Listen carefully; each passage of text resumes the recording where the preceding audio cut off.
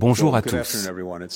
C'est un grand plaisir d'accueillir le Premier ministre Kony et le ministre des Affaires étrangères Dupuy, ainsi que nos collègues d'Haïti.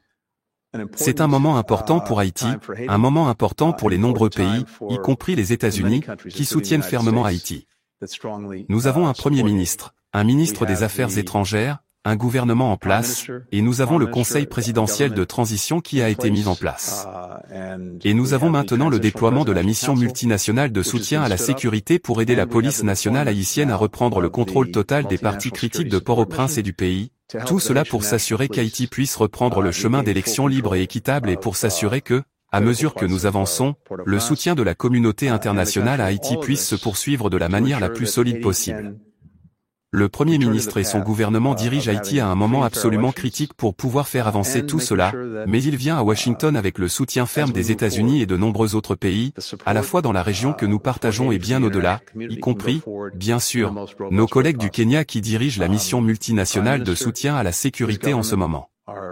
J'ai donc hâte d'entendre le Premier ministre et son équipe nous parler des mesures à prendre alors qu'Haïti s'apprête à tenir des élections et que nous nous assurons que l'environnement en Haïti est tout à fait propice à ces élections, et aussi que le soutien, l'assistance et le travail de développement peuvent se poursuivre d'une manière qui profite clairement au peuple haïtien. Alors que nous sommes assis ici aujourd'hui, nous suivons également, bien sûr, l'ouragan Beryl, et les États-Unis se tiennent prêts à aider tous nos amis et partenaires qui ont besoin d'assistance au cas où l'ouragan ferait des dégâts. Mais c'est quelque chose que nous suivons de très près. Monsieur le Premier ministre, soyez le bienvenu.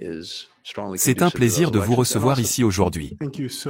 Merci beaucoup, Monsieur le Secrétaire. Je pense que vous avez très bien formulé les choses. Nous ne sous-estimons pas les défis qui nous attendent, mais nous sommes extrêmement reconnaissants du soutien et de la solidarité du peuple américain. Et nous aimerions que vous transmettiez notre gratitude au président Biden, qui a été, bien sûr, un fervent défenseur d'Haïti.